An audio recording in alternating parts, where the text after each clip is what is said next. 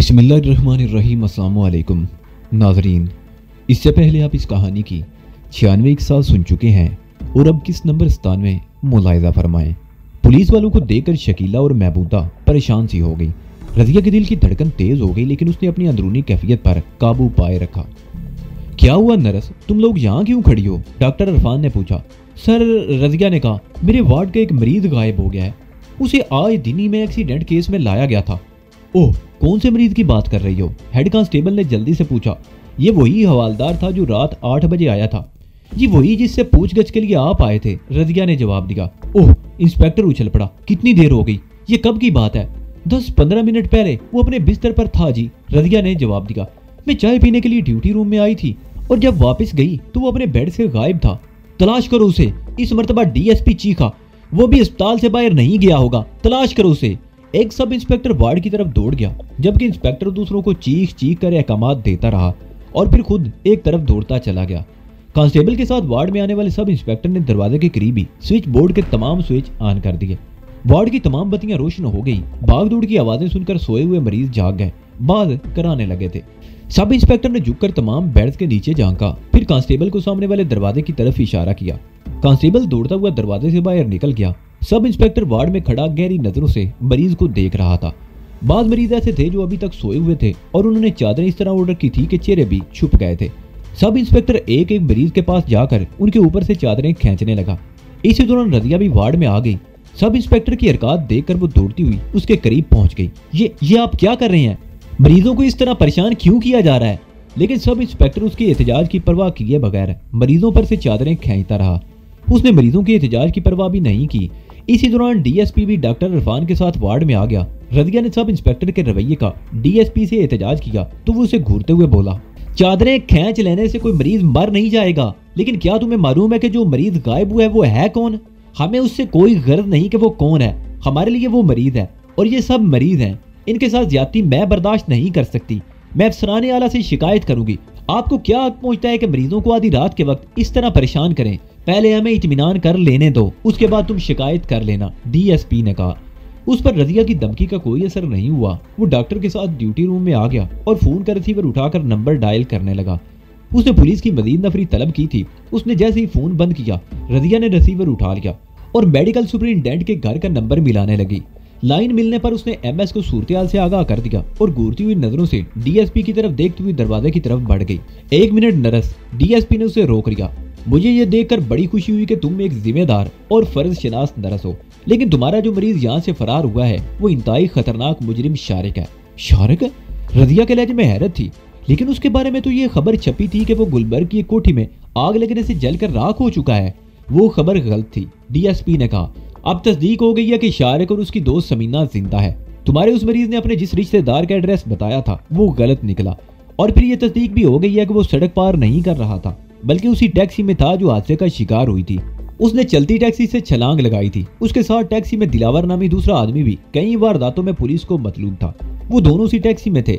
हमारे पास कम से कम 3 ऐसे गवाह मौजूद हैं जिन्होंने शारिक को टैक्सी से छलांग लगाते देखा था और उसके बाद टैक्सी हादसे का शिकार हो गई। बहरहाल मरीजों को डिस्टर्ब किए जाने का मुझे अफसोस है और तुम्हारी फर्ज शनासी पर खुशी हुई।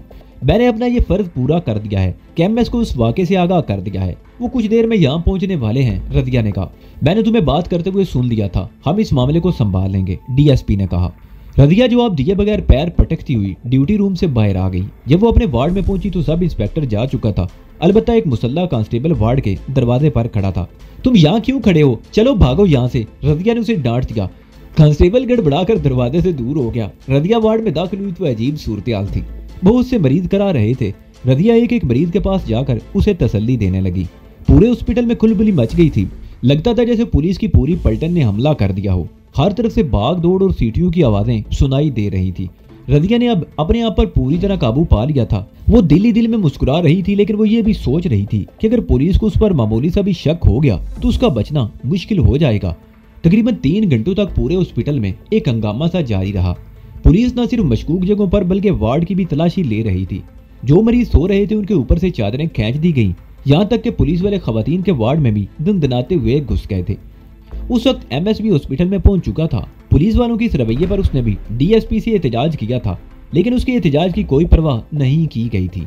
صبح 4 بجے تک ہاسپٹل کی حدود میں شارق کی تلاش جاری رہی، لیکن اسے نہ ملنا تھا نہ ملا۔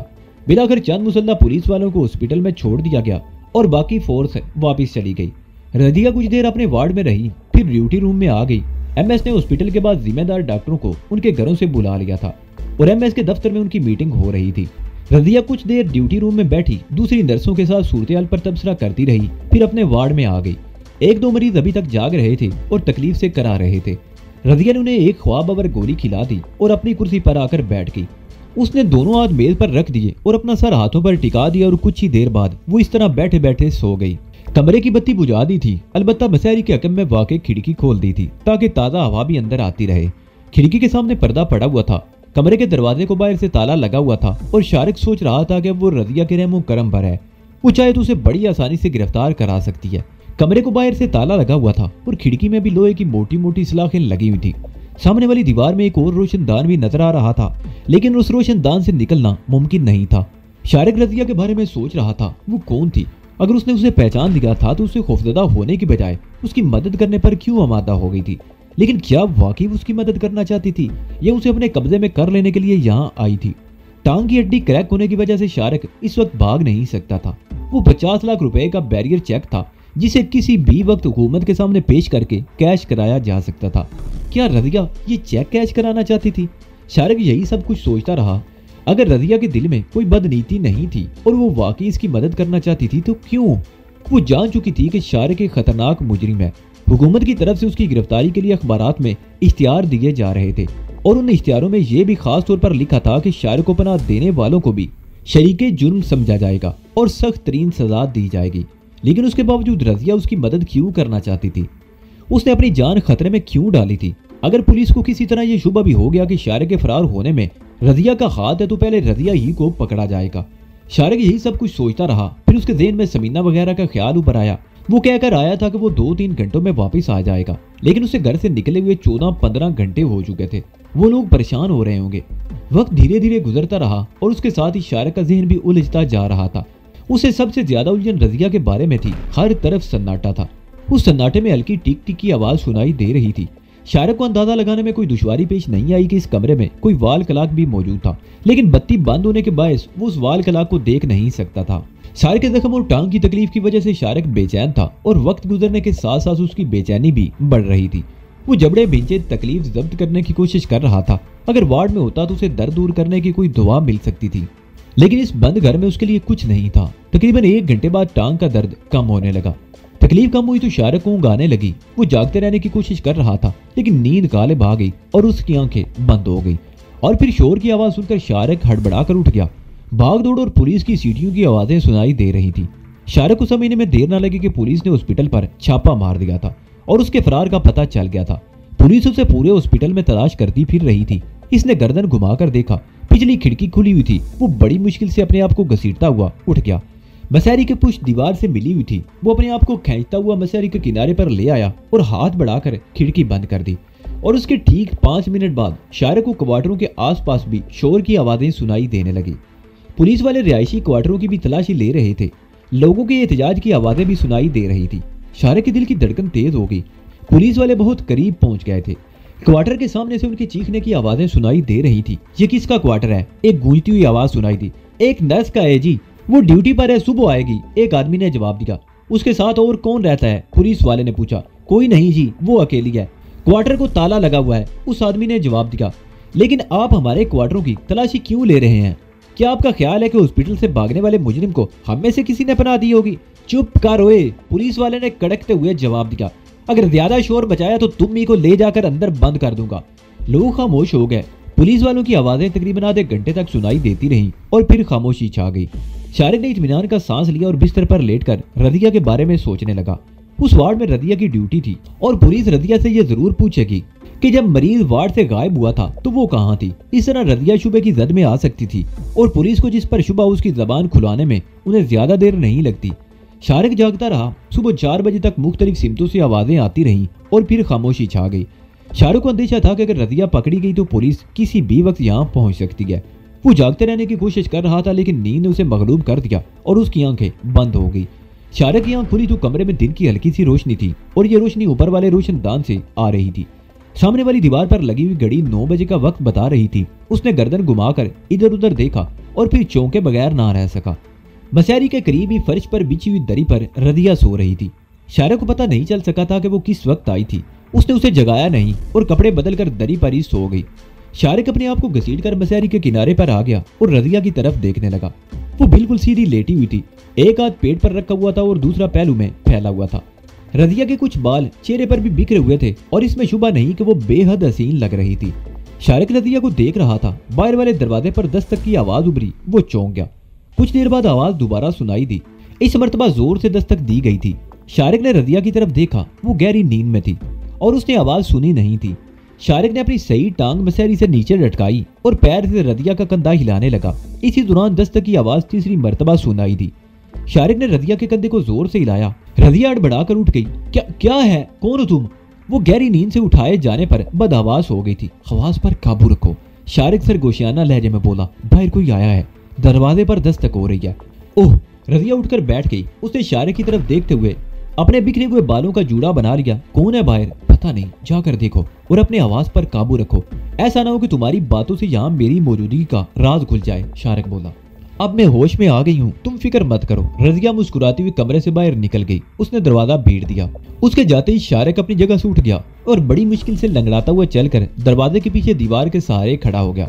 उसने तय कर लिया था कि अगर पुलिस वाले उसकी तलाश में यहाँ आए तो पकड़े जाने से पहले एक आध को तो खत्म कर ही देगा। 2 मिनट गुजर गए लेकिन कोई अंदर नहीं आया। अलबत्ता बाहर से बातों की आवाज सुनाई देती रही। रजिया किसी से बातें कर रही थी। दूसरी आवाज किसी मर्द की थी। रजिया तकरीबन 10 मिनट तक दरवाजे में खड़ी किसी से बातें करती रही। फिर उसने दरवाजा धड़ से बंद किया। शारिक कमरे के दरवाजे के पीछे दीवार से चिपका खड़ा था। कुछ देर बाद दरवाजा खुला और रजिया अंदर आ गई, लेकिन दूसरे ही कदम पर वो ठिठक कर रुक गई। उसने मुड़कर देखा तो शारिक को दरवाजे के पीछे खड़े पाकर उसके मुंह से बेइख्तियार सांस निकल गया। ओह, मैं तो परेशान हो गई कि तुम कहाँ गायब हो गए हो। वो शारिक की तरफ देखते हुए बोली। चलो बेड पर, इस तरह चलना फिरना तुम्हारे लिए खतरनाक है। तुम्हें चंद रोज तक तो हरकत भी नहीं करनी चाहिए। उसने आगे बढ़कर शारिक को सहारा दिया और उसे दोबारा बिस्तर पर लिटा दिया। मैं रात भर की जागी हुई थी, आते ही सो गई। मुझे ये ख्याल भी ना रहा कि तुम्हें नाश्ता भी करवाना है। रजिया उसकी तरफ देखते हुए बोली। लेकिन जब मैं इस कमरे में आई तो तुम गहरी नींद में थे। मैंने तुम्हें जगाना मुनासिब नहीं समझा। मैं भी सुबह 5 बजे के बाद ही सोया था। शारिक ने कहा। रात भर हॉस्पिटल में खासा हंगामा था। पुलिस ने रिहायशी क्वार्टरों की तलाशी भी ली थी। हाँ, मुझे रात को ही पता चल गया था कि पुलिस ने क्वार्टरों की भी तलाशी ली थी। मैं तुम्हें तफसील से सब कुछ बताऊंगी, लेकिन पहले नाश्ता तैयार कर लूं। तुम्हें भूख लग रही होगी और मैंने भी अभी तक कुछ नहीं खाया। रजिया ने कहा। अभी कौन आया था? शारिक ने सवालिया निगाहों से उसकी तरफ देखा। पड़ोसन का शोहर। रजिया ने मानी खेज अंदाज में मुस्कुराते हुए जवाब दिया। मेरी पड़ोसन आरफा भी नर्स है और दिन की ड्यूटी कर रही है। उसका शोहर रफीक अपने आप को गुलफाम समझता है और मेरे बारे में खुशफहमी में मुब्तला है। अभी इसलिए आया था कि मेरे पास बैठकर कुछ गपशप हो जाए, लेकिन मैंने उसे भगा दिया कि रात ड्यूटी करके आई हूँ, अब सोना चाहती हूँ। अजीब आदमी है, अपनी बीवी को छोड़कर दूसरी औरतों के पीछे कुत्तों की तरह दुम मिलाता फिरता है। हालांकि उसकी बीवी हॉस्पिटल की सबसे खूबसूरत नर्स है। वाकई बहुत हसीन है, तुमसे भी ज्यादा। शारिक बोला। ओह! रजिया ने उसके चेहरे पर नजरें जमा दी। कहीं तुम भी अपनी बीवी से, मेरा मतलब है अपनी दोस्त समीना से, उकता तो नहीं गए? ओह! शारिक के मुंह से बेइख्तियार सांस निकला। तो तुम समीना के बारे में भी जानती हो? बहुत अच्छी तरह, रजिया ने जवाब दिया। वैसे भी अखबारात में तुम दोनों का नाम साथ साथ ही छपता है। बहरहाल बातें बाद में होंगी, पहले नाश्ता कर लो। तुम्हें मेडिसिन भी देनी है, मैं हॉस्पिटल से तुम्हारे लिए मेडिसिन ले आई हूँ। रजिया कमरे से निकल गई। उसने दरवाजा भीड़ दिया। शारिक मसहरी पर लेटा रहा। रजिया तकरीबन पौन घंटे बाद कमरे में आई। उसने हाथ में उठाई हुई ट्रे एक छोटी मेज पर रख दी और मेज को उठाकर मसहरी के करीब कर दिया और एक कुर्सी भी करीब कर ली। शारिक अपने आप को खींचकर मसहरी की पूंछ से टेक लगाकर बैठ गया। उसने ट्रे की तरफ देखा। एक प्लेट में पराठे थे और 2 प्लेटों में फ्राई अंडे। 2 कपों में चाय भी थी। खुद खा लोगे या मैं अपने हाथ से खिलाऊं? रजिया ने पूछा। मैं खुद ही खा लूंगा, लेकिन पहले कुली करना चाहता हूँ, शारिक बोला। रजिया ने उठकर उसे कुली करवाई और एक प्लेट में पराठा रखकर उसके सामने रख दिया। साथ ही अंडे की प्लेट भी रख दी। वो दोनों नाश्ता करने लगे। हाँ, अब जरा तफसील से बताओ रात को हॉस्पिटल में क्या हुआ था? शारिक ने एक नवाला मुंह में रखते हुए कहा। मैं तुम्हारे बारे में परेशान था कि अगर पुलिस को शुबा हो गया तो तुम भी नहीं बचोगी। पुलिस को मुझ पर शुबा हो ही नहीं सकता, रजिया ने मुस्कुराते हुए कहा। तुम्हें यहाँ छोड़ने के बाद मैंने व्हील चेयर दूर किसी दूसरे ब्लॉक के पीछे छोड़ दी थी। फिर अपने वार्ड का चक्कर लगाती हुई ड्यूटी रूम चली गई। उसके बाद फिर अपने वार्ड में आई और बाहर निकलकर शोर मचा दिया कि मेरे वार्ड का एक मरीज गायब हो गया है اور ٹھیک اسی وقت DSP کی نگرانی میں ایک پولیس پارٹی تمہیں گرفتار کرنے کے لیے پہنچ گئی، اور جب انہیں پتا چلا کہ تم غائب ہو گئے ہو تو ایک ہنگامہ اٹھ کھڑا ہوا۔ وہ چند لمحوں کو خاموش ہوئی، پھر تفصیل سے سب کچھ بتانے لگی۔ میں نے بھی پولیس کے خلاف ایک ہنگامہ کھڑا کر دیا تھا۔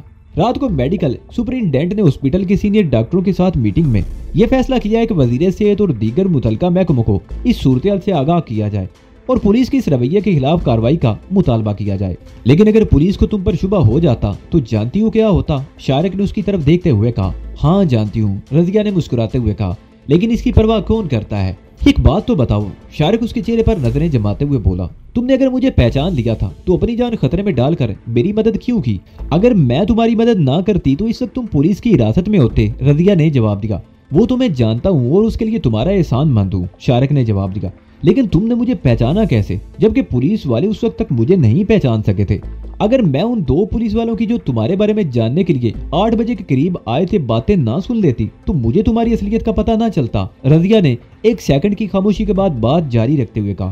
تمہیں یاد ہوگا کہ میں ان پولیس والوں کے ساتھ ہی وارڈ سے باہر گئی، وہ دونوں رازدارانہ لہجے میں باتیں کر رہے تھے۔ ایک نے کہا تھا کہ تم شارق ہی ہو، لیکن اس پتے سے تصدیق کر لینی چاہیے جو تم نے انہیں بتایا تھا۔ وارڈ میں واپس آ کر میں نے تمہارے چہرے کو غور سے دیکھا، تمہاری تصویر اخباروں میں چھپتی رہی ہے۔ سرسری طور پر دیکھنے سے تمہیں شناخت نہیں کیا جا سکتا، لیکن غور سے دیکھنے پر میں نے تمہیں پہچان لیا اور میں نے تمہاری مدد کرنے کا فیصلہ کر لیا۔ لیکن کیوں؟ شارق نے سوالیہ نگاہوں سے اس کی طرف دیکھا۔ میں تمہارے بارے میں سب کچھ اخباروں میں پڑھ چکی ہوں، رضیہ نے کہا۔ تم تو شریف آدمی تھے، شرافت کی زندگی بسر کرنا چاہتے تھے، لیکن ان پولیس والوں ہی نے تمہیں مجرمانہ راستہ اختیار کرنے پر مجبور کیا۔ میں تمہیں مجرم نہیں مظلوم سمجھتی ہوں، اس لیے میں نے اپنی پرواہ نہ کرتے ہوئے تمہاری مدد کرنے کا فیصلہ کیا۔ لیکن تم ہو کون ہیں؟ اپنے بارے میں کچھ بتانا پسند کرو گی؟ شارق نے اس کی طرف دیکھتے ہوئے کہا۔ کچھ دیر پہلے تم نے کہا تھا کہ سمینہ کو اچھی طرح جانتی ہو، کیا واقعی اسے جانتی ہو یا اس کے بارے میں صرف اخباروں ہی میں پڑھا ہے؟ میں نے اس کے ساتھ پڑھا ہے، رضیہ مسکراتے ہوئے بولی۔ کیا؟ شارق چونک گیا۔ میں سمینہ کو ذاتی طور پر جانتی ہوں، رضیہ نے جواب دیا۔ میرے والد بھی سرکاری ملازم ہیں اور چبرجی کوارٹر میں رہتے ہیں۔ سمینہ کے گھر سے ہمارے قریبی تعلقات ہیں، ہم انٹر تک ایک ہی کلاس میں تھی، پھر انٹر کرنے کے بعد میں نے نرسنگ میں داخلہ لے لیا اور سمینہ اسی کالج میں پڑھتی رہی۔ وہ میری بڑی اچھی دوست ہے، اس نے ایم اے کرنے کے بعد لیکچرارشپ اختیار کر لی۔ وہ نہایت اچھی اور بہت شریف لڑکی تھی۔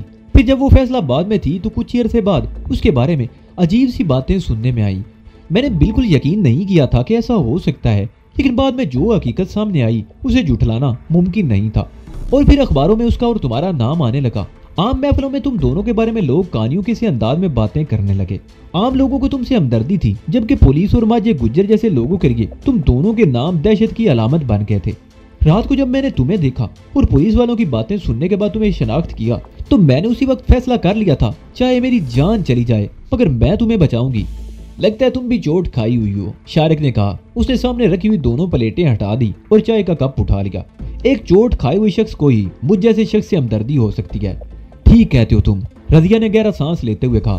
میں واقعی چوٹ کھائی ہوئی ہوں۔ اپنے بارے میں کچھ اور بتانا پسند کرو گی؟ شارق نے کہا۔ کیوں نہیں، اس طرح دل کا بوجھ ہلکا ہو جائے گا، رضیہ نے جواب دیا، اور چند لمحوں کی خاموشی کے بعد بات جاری رکھتے ہوئے کہنے لگی۔ جب میں نے نرسنگ میں داخلہ لیا تو اس وقت میری عمر 20 سال تھی۔ مجھے اس ہاسپٹل میں کام کرتے ہوئے تقریباً 7 سال ہو چکے ہیں۔ 3 سال پہلے میری شادی ہوئی تھی۔ سلیمان ہمارا دور کا رشتہ دار تھا اور پولیس میں سب انسپیکٹر تھا۔ وہ بہت ظالم اور جابر آدمی تھا، انتہائی بد اخلاق اور بدتمیز۔ وہ ضلع سیالکوٹ کے گاؤں کا رہنے والا تھا، لیکن لاہور میں وہ اکیلا ہی تھا۔ اس نے گریجویشن یہیں سے کیا تھا اور یہیں پر پولیس میں اسسٹنٹ سب انسپیکٹر کے طور پر بھرتی ہوا تھا۔ سروس کے 1 سال بعد اس نے ایک بڑے مجرم کو دھوکے سے گرفتار کیا تھا، جس پر اسے ترقی دے کر سب انسپیکٹر بنا دیا گیا تھا۔ اس کی بد اخلاقی اور بدتمیزی کی وجہ سے اس کے گاؤں کے رشتہ داروں نے اس سے ملنا جلنا چھوڑ دیا تھا۔ وہ بہت بڑا راشی افیسر تھا۔ سب انسپیکٹری اور دولت کے غرور میں وہ خود بھی اپنے رشتہ داروں سے ملنا پسند نہیں کرتا تھا۔ اس کے ماں باپ مر چکے تھے۔ ایک بڑا بھائی تھا جس کی غربت کی وجہ سے سلیمان نے اسے بلا دیا تھا۔ سلیمان نے رشوت کی دولت جمع کر کے گھوڑے شاہ روڈ پر زمین خرید کر اس پر مکان بنوا لیا۔ دراصل اس نے 2 کنال کے 3 پلاٹ خریدے تھے۔ درمیان والے پلاٹ پر 2 منزلہ مکان بنوایا اور باقی 2 پلاٹوں کو لان میں تبدیل کر دیا۔ ایک روز وہ میرے والد صاحب سے ملنے گھر آیا۔ اس نے مجھے دیکھ لیا اور اس کے چند روز بعد میرے والد کو مجبور کرنے لگا کہ شادی اس کے ساتھ کر دی جائے۔ پولیس کی دھونس دینے کے علاوہ اس نے والد کو کچھ سبز باغ بھی دکھائے اور وعدہ کیا کہ شادی سے پہلے وہ مکان میرے نام کر دے گا۔ ڈیڈی راضی ہو گئے۔ اس نے مکان میرے نام ٹرانسفر کر دیا और उसके चंद रोज बाद शादी हो गई। मेरी शादी के बाद 1 साल तक वो जिंदा रहा और ये 1 साल मुझ पर क़यामत बनकर गुजरा। वो मुझे रोजाना मारता पीटता, मुझे मजबूर करता कि मैं नीम और यहाँ लिबास पहनकर उसके दोस्तों को शराब पिलाऊं। वो आवारा औरतों को घर में लाता और अपने दोस्तों के साथ दादो ऐश देता और मुझे मजबूर करता कि मैं उनकी महफिलों में मौजूद रहूं और अपने हाथों से उसके दोस्तों को शराब पिलाती रहूं। मेरे वालिदैन इस सूरत हाल से बेहद परेशान थे। वो एक मरतबा मुझे घर ले गए और सुलेमान से तलाक का मुतालबा कर दिया, लेकिन सुलेमान मुझे जबरदस्ती उठाकर अपने घर ले आया और मेरे वालिदैन को धमकी दी कि अगर उसके खिलाफ जबान खोली तो हम सब का हशर बुरा होगा। मेरी शादी को 1 साल हो चुका था। मैं खामोशी से सब कुछ बर्दाश्त करती रही। फिर एक रोज मुझे ये इतला मिली कि सुलेमान डाकुओं के साथ मुकाबले में मारा गया है। शोहर की मौत पर मुझे सोग मनाना चाहिए था, लेकिन मैं बहुत खुश थी। मुझे कोई दुख नहीं हुआ। मुझे उस दज्जाल से निजात मिल गई थी। मैं आजाद हो गई थी। रजिया कुछ देर को खामोश हुई, फिर उसने अचानक ही अपनी कमीज उतार दी। ये देखो, मेरे जिस्म पर ये निशान देख रहे हो? वो बोली। ये सारे निशान सुलेमान के जुल्म और तशद्दुद की निशानियां हैं। वो रोजाना मुझे अपने दोस्तों और आवारा औरतों के सामने पीटा करता था। वाकई वो तो बहुत जालिम था, शारिक बोला। रजिया ने कमीज पहन ली और बात जारी रखते हुए कहने लगी, सुलेमान की मौत के बाद मैं इतने बड़े मकान में अकेली नहीं रह सकती थी। मैंने वो मकान किराए पर दे दिया और अपने वालिदैन के घर आ गई, लेकिन वहां भी ज्यादा अरसा नहीं रह सकी। बहन भाइयों के झगड़ों की वजह से वहां मेरा जीना हराम हो गया। मैंने हॉस्पिटल में रिहाइश के लिए दरख्वास्त दे दी। मुझे नर्सों के हॉस्टल में एक कमरा देने की पेशकश हुई थी, लेकिन मैंने इनकार कर दिया और अलग क्वार्टर के हिस्सों के लिए कोशिश करने लगी।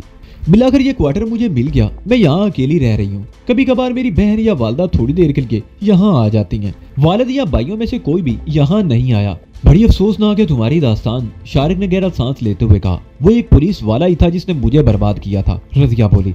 वो तो अच्छा ही हुआ कि 1 ही साल बाद वो जहन्नम वासिल हो गया, वरना मैं अब तक अजाब झील रही होती। मेरे साथ जो कुछ भी किया एक ऐसे शख्स ने किया जो अपने आप को कानून का मुहाफिज कहलाता था, जिसकी ड्यूटी ये थी कि वो लोगों के जानो माल की हिफाजत करे, लेकिन वो जलाद बन गया, दूसरों के लिए भी और अपनी बीवी के लिए भी। इसलिए मुझे पुलिस के नाम से ही नफरत हो गई है। तुम्हें पुलिस से बचाकर मुझे जो तस्कीन मिली है उसका तुम अंदाजा नहीं लगा सकते। शारिक खामोशी से उसकी तरफ देखता रहा। रजिया काबिल एतमाद थी, इस पर भरोसा किया जा सकता था। इससे बड़ी बात और क्या थी कि उसने अपनी जान खतरे में डालकर इसे गिरफ्तार होने से बचाया था और अपने घर में पनाह दी थी।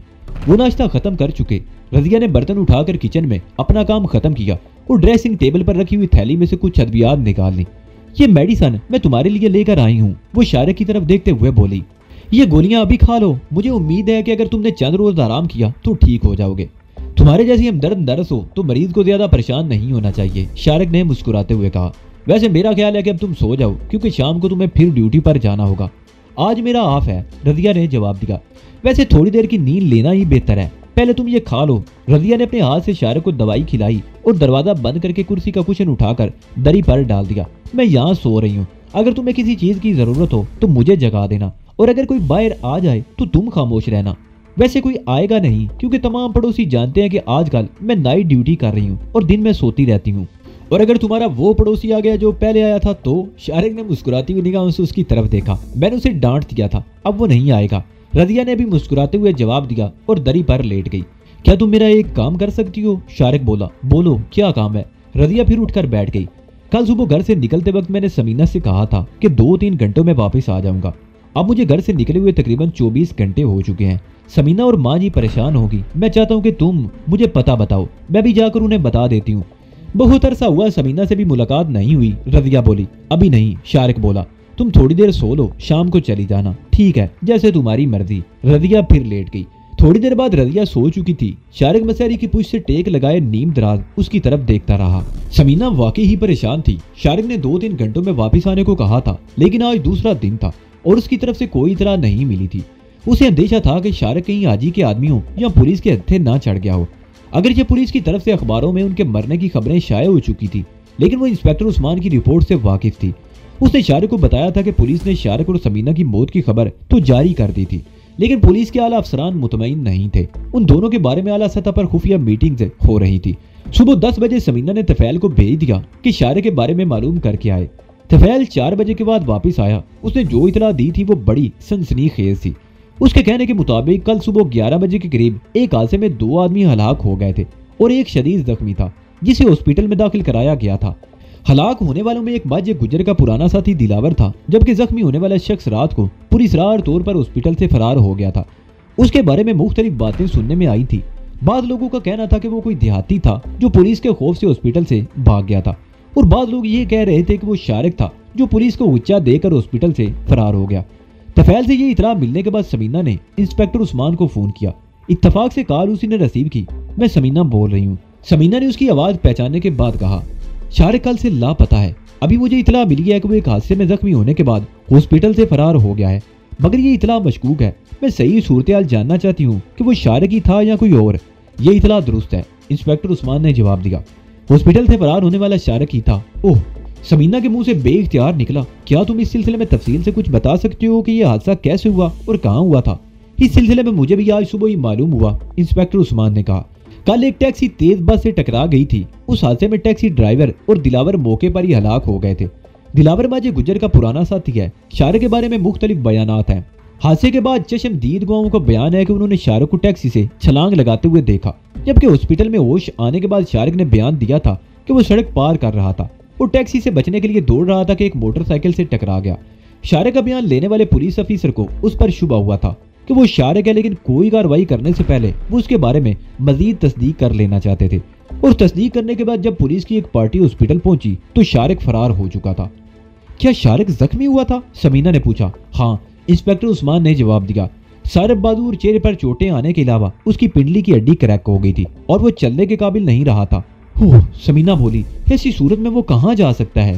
پولیس والے بھی اس بات پر حیران ہیں، انسپیکٹر عثمان بولا۔ پولیس نے رات کو ہاسپٹل کا محاصرہ کیا اور پورے ہاسپٹل کی تلاشی لی گئی تھی۔ رہائشی کوارٹر کو بھی چیک کیا گیا تھا، اس کا کوئی سراغ نہیں ملا۔ آج صبح پولیس اس نتیجے پر پہنچی ہے کہ شارک کے کوئی اپنے ساتھی آئے تھے جو اسے فرار کرا کے لے گئے۔ پولیس اس کی گرفتاری کے لیے مشکوک مقامات پر چھاپے مار رہی ہے۔ تم بھی اسے تلاش کرو، سمینہ نے کہا۔ میں رات 10 بجے دوبارہ فون کروں گی۔ اس نے فون بند کر دیا۔ اس اطلاع کے بعد سمینہ کی پریشانی بڑھ گئی۔ شارک زخمی تھا، اس کی ٹانگ کی ہڈی ٹوٹ گئی تھی اور وہ ہاسپٹل سے فرار ہو گیا تھا، لیکن سوال یہ پیدا ہوتا تھا کہ وہ کس طرح چل کر گیا ہوگا۔ وہ خود سے کہیں گیا تھا یا واقعی اس کے ساتھ کوئی ساتھی اسے فرار کرا کے لے گئے تھے؟ لیکن کون ہو سکتے تھے؟ آج کل ان کے ساتھ کوئی نہیں تھا۔ قدیر پولیس کے ہاتھوں مارا گیا تھا، ظفری اور پپو کو خود اس نے گولیاں مار کر ہلاک کیا تھا، تو پھر شارک کو ہاسپٹل سے لے جانے والے کون ہو سکتے تھے؟ عثمان نے بتایا تھا کہ چشمدید گواہوں کے بیان کے مطابق شارک نے جس ٹیکسی سے چھلانگ لگائی تھی وہی ٹیکسی ایک تیز رفتار بس سے ٹکرا گئی تھی، اور اس میں ڈرائیور کے علاوہ ایک اور لاش ملی تھی جسے دلاور کی حیثیت سے شناخت کر لیا گیا تھا۔ دلاور کو بھی وہ اچھی طرح جانتی تھی، لیکن شارک سے اس کی ملاقات کیسے ہو گئی؟ اور وہ ایک ٹیکسی میں سفر کر رہے تھے۔ اور پھر سب سے اہم بات یہ تھی کہ کیا واقعی شارک تھا وہ یا کوئی اور؟ کیا پولیس کو کوئی غلط فہمی ہوئی ہوگی اور ہاسپٹل سے فرار ہونے کے بعد پولیس نے یقین کر لیا کہ وہ شارک ہی تھا؟ لیکن اگر وہ شارک تھا تو کہاں غائب ہو گیا؟ اس کی ٹانگ ٹوٹ گئی تھی، وہ چل نہیں سکتا تھا۔ پولیس نے ہاسپٹل کو محاصرے میں لے کر سٹاف کے رہائشی کوارٹر کی بھی تلاشی لی تھی، لیکن اس کا سراغ نہیں ملا تھا۔ آخر وہ کہاں غائب ہو گیا تھا؟ اور اگر وہ کسی محفوظ جگہ پر ہے تو اس نے کوئی اطلاع کیوں نہیں دی؟ سمینہ یہی سب کچھ سوچتی ہوئی 9 لکھے والے کمرے میں آ گئی اور اسے تازہ ترین صورتحال سے آگاہ کرنے لگی۔ اگر واقعی وہ شارک تھا تو کہاں چلا گیا؟ 9 لکھا اس کے خاموش ہونے پر بولا، کہیں ایسا تو نہیں کہ وہ ماسی میرا یا ملتان روڈ والی حویلی کی طرف چلا گیا ہو سکتا ہے، لیکن عثمان کے کہنے کے مطابق اس کی ٹانگ کی ہڈی ٹوٹ گئی ہے اور وہ چل نہیں سکتا۔ وہ ہاسپٹل سے کیسے نکلا ہوگا؟ سمینہ بولی۔ سمینہ بی بی، 9 لکھا اس کی طرف دیکھتے ہوئے بولا، جب جان پر بنی ہونا تو سب کچھ ہو جاتا ہے۔ وہ کسی نہ کسی طرح ہاسپٹل سے باہر نکلا ہوگا اور پھر کسی کار یا رکشے میں بیٹھ گیا ہوگا۔ مجھے یقین ہے کہ ایسا ہی ہوا ہوگا۔ میں خود جاتا ہوں، پہلے ماسی میرا کے گھر جاؤں گا، اگر وہاں نہ ملا تو حویلی جا کر پتہ کروں گا۔ نہیں، تمہارا باہر نکلنا خطرناک ہوگا، سمینہ بولی۔ میں خود جا کر معلوم کروں گی، برقعے میں مجھے کوئی پہچان نہیں سکے گا۔ نہیں، تمہارا جانا بھی ٹھیک نہیں، 9 لکھے نے کہا۔ ماسی میرا کے ہاں تو اس کو بھیج دو طفیل کو، ہو سکتا ہے شارک وہاں گیا ہو۔ ملتان روڈ والی حویلی سے وہ جگہ بہرحال قریب ہے، پہلے وہاں پتہ کر لیا جائے تو بعد میں حویلی کے بارے میں سوچیں گے۔ ٹھیک ہے، میں طفیل کو بھیجتی ہوں۔ سمینہ اٹھ کر باہر آ گئی۔ وہ برآمدے میں پہنچی تو رضیہ سے سامنا ہو گیا۔ وہ کرسی پر بیٹھی چائے پی رہی تھی۔ واہ، سمینہ مسکرائی، اکیلے اکیلے چائے پی رہے ہو اور ہمیں پوچھا تک نہیں؟ میں ابھی بنا کر لاتی ہوں، آپ بیٹھیے۔ رضیہ کا میز پر رکھ کر اٹھ کر کھڑی ہو گئی۔ اتنی جلدی بھی نہیں، تم اپنی چائے اطمینان سے پی لو، بعد میں بنا لینا، سمینہ نے کہا اور لان کی طرف دیکھنے لگی جہاں طفیل پودوں کو پانی دے رہا تھا۔ اس وقت 5:30 بجنے والے تھے۔ سمینہ برآمدے سے نکل کر چھوٹے چھوٹے قدم اٹھاتی ہوئی لان میں طفیل کے پاس آ گئی۔ طفیل، وہ اس کی طرف دیکھتے ہوئے بولی، یہ کام میرے لیے چھوڑ دو اور تم ماسی میرا کے ہاں چلے جاؤ، معلوم کرو کہ شارک وہاں ہے یا نہیں۔ मैं भी जाकर पता करता हूँ जी, तफैल ने कहते हुए पानी का पाइप समीना के हाथ में दे दिया और खुद गेट की तरफ चला गया। समीना पाइप संभाले पौधों को पानी देते हुए गेट की तरफ देख रही थी। गेट के छोटे दरवाजे पर ऑटोमेटिक लॉक लगा हुआ था। तफैल ने बाहर निकलते हुए दरवाजा बंद कर दिया जिसे लॉक लग गया था। तकरीबन 15 मिनट बाद रजिया चाय लेकर लान में आई। उसने कप समीना के हाथ में थमा दिया और पाइप खुद ले लिया। वो दोनों पौधों के बारे में बातें करने लगी। इसी दौरान कॉल बेल बजी तो वो दोनों चौंक गई।